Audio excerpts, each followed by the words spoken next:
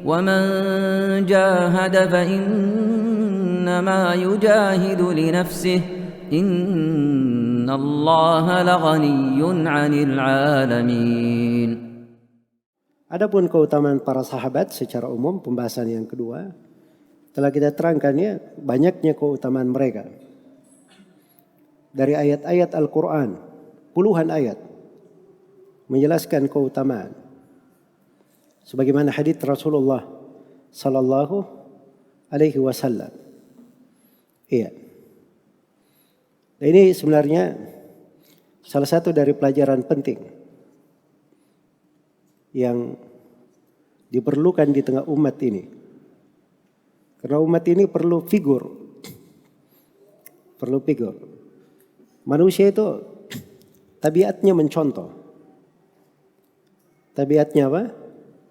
Mencontoh. Ya kalau kita jarang mempelajari sirah para sahabat,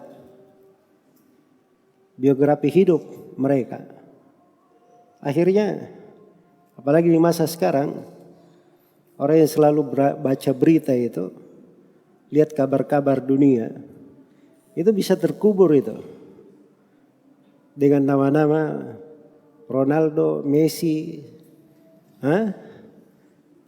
pemain sepak bola, belum lagi para penggemar film-film Korea.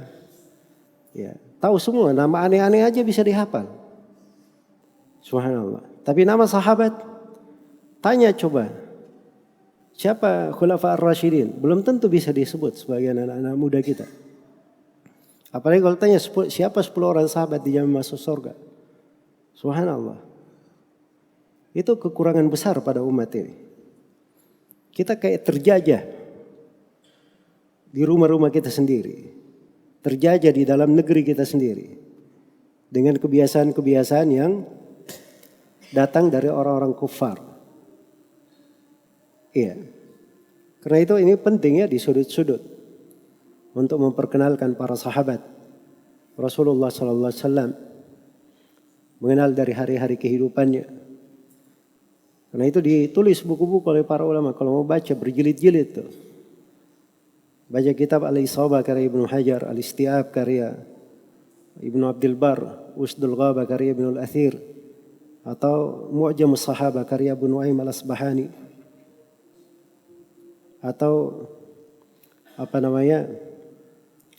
ada juga Mu'jam As-Sahabah ditulis oleh beberapa a'immah, ada juga karya Al-Baghawi, dan banyak lagi dari buku-buku yang memuat terkait dengan biografi para sahabat Rasulullah sallallahu alaihi wasallam. Paling tidak tahu nama sahabatnya, tahu hadits yang pernah dia riwayatkan. Hadits yang pernah dia riwayatkan. Iya. Baik.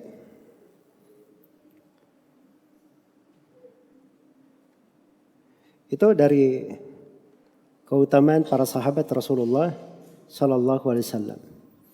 Dan para ulama itu beraneka ragam cara mereka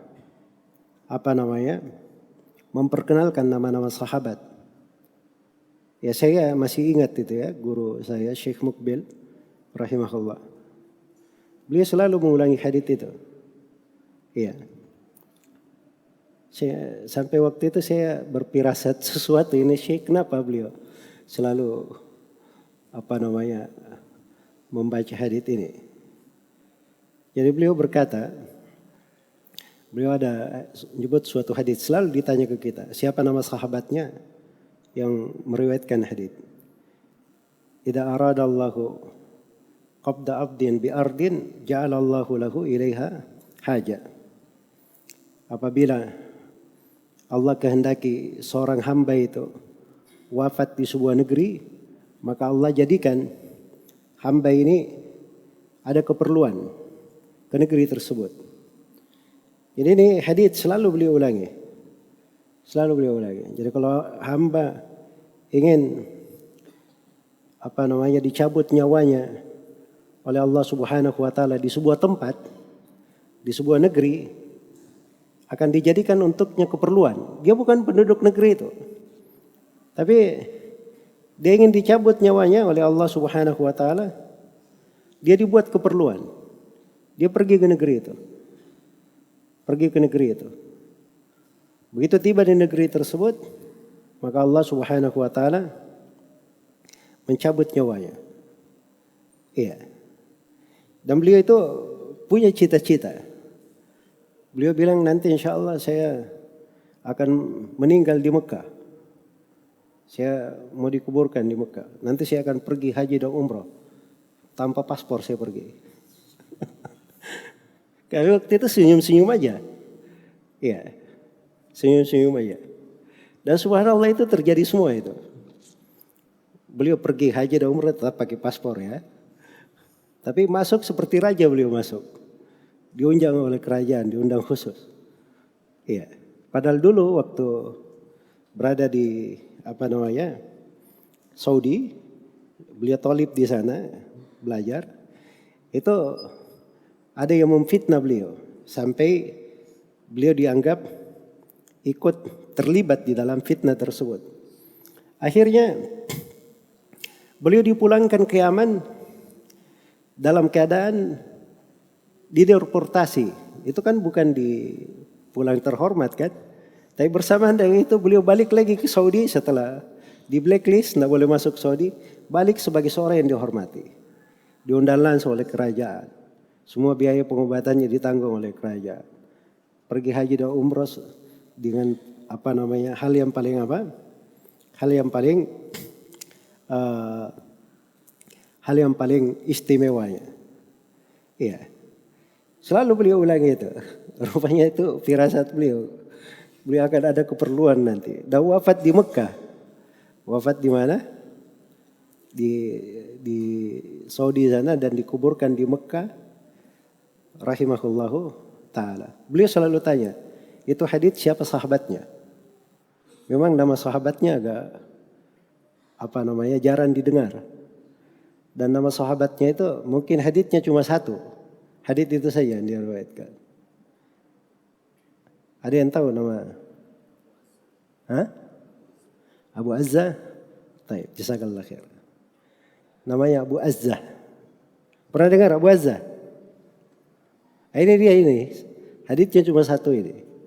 Abu Azzah radhiyallahu ta'ala anhu. Baik. Jadi maksudnya para ulama itu banyak metodenya ya supaya membuat seorang itu hafal nama-nama para sahabat. Itu ilmunya umat Islam. Ilmu ini menarik ya kalau seorang masuk di dalamnya. Sebab dia akan tergambar figur-figur yang hebat di dalam membangun dirinya, membangun masyarakatnya, membangun umatnya. Tapi yang menjadi masalah kita ini lebih senang kepada figur-figur lain. Dijajah dengan figur-figur yang sebenarnya itu tidak berarti di dalam kehidupan kita. Ya Allahul Musta'an. Baik.